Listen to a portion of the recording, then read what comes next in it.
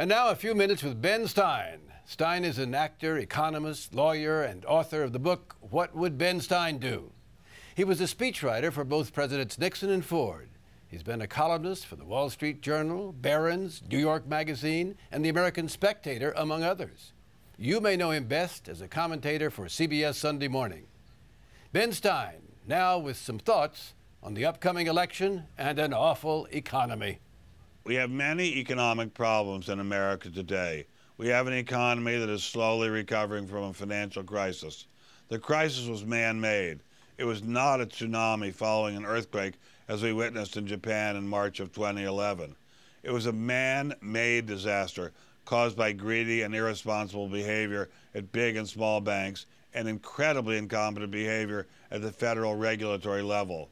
For the bankers to have been as reckless and greedy as they were is almost impossible to believe.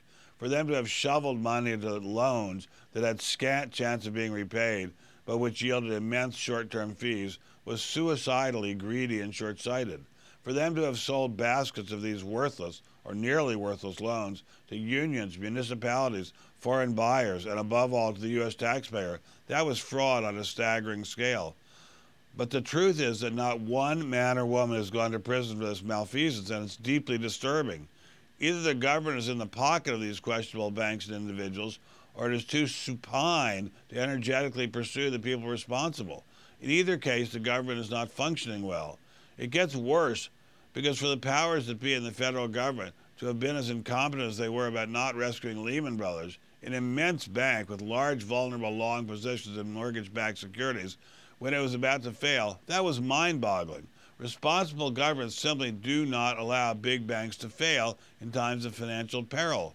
To allow such a failure sends panic through the entire economy. That is precisely what happened with Lehman. We don't know why exactly the government allowed it to happen. Seemingly a mixture of personality problems on the part of the chairman of the board of the governors of the Federal Reserve System, Dr. Ben Bernanke, and the then Secretary of the Treasury, Henry Paulson, was involved. But for whatever reason, we had that inexcusably foolish move by the government, and we got a financial panic. We have learned we cannot trust the men with the silk hats, and we cannot trust the propeller heads, and we cannot trust the bureaucrats. We have to be able to trust ourselves and one or two close personal financial advisors, and that's enough. We will get into choosing a financial advisor at some point in the future. God bless the child that's got his own, goes the spiritual, and we'd better work hard to be that child.